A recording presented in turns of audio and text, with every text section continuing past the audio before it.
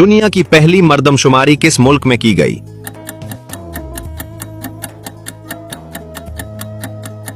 सही जवाब बाबिल में।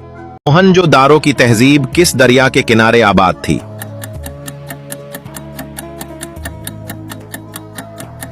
सही जवाब सिंध। बारूद की इजाद सबसे पहले कहां हुई?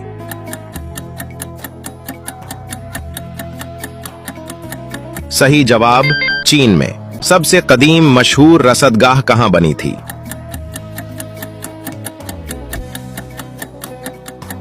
सही जवाब समरकंद में। नेपोलियन बोनापार्ट किस मुल्क का हुक्मरान था?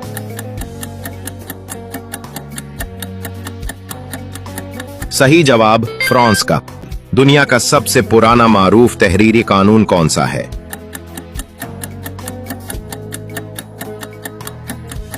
सही जवाब हैमोराबी कोड।